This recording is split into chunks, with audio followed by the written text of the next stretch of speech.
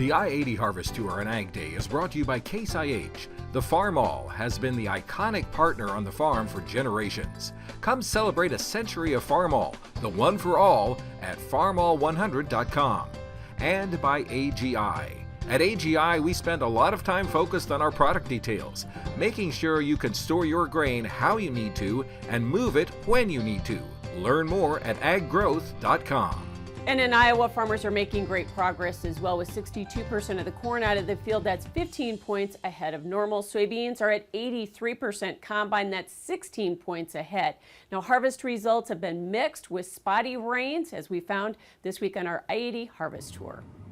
From field to field and even within fields, this year's harvest results are variable in Iowa, in part due to drought, which has covered over 90% of the state since late May. Larry Jacobson's farm in central Iowa only ran 6 to 8 inches below normal for moisture, but he says the early flash drought shaved yield potential. I think it probably did some. We went from a wet spring to a dry spell. But he also points to the late season heat stress as a yield robber. That heat we got in August, I believe it hurt our beans somewhat in yield, and I'm sure it's cut back on our corn yield some.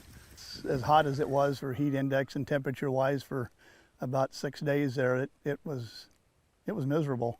So he says corn yields are running below 2022. Corn wise, we're in that probably 220 to 230. The heat also pushed the crop during filling, and so test weights on corn are lighter. We're in that 56, 57. Last year's test weight was, everything we hauled out last year was over 60 pounds. But surprisingly, that early push to maturity hasn't cannibalized the plants.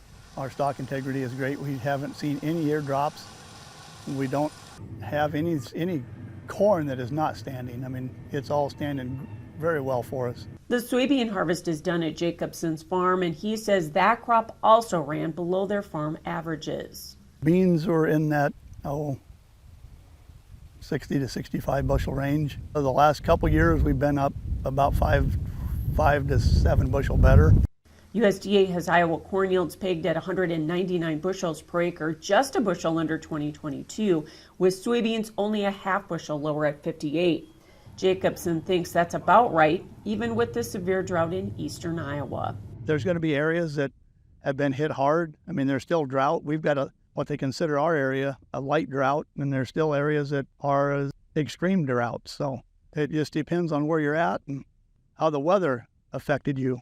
Jacobson says with less bushels at his farm and lower prices versus a year ago, he's seeing declining margins. I mean, corn prices have dropped. We're back down in that $5 range or just a little under, whereas in the last year we were between 6 and 7. So profitability is going to be lower. And looking ahead to next year, he says that trend may continue depending on where input prices fall out.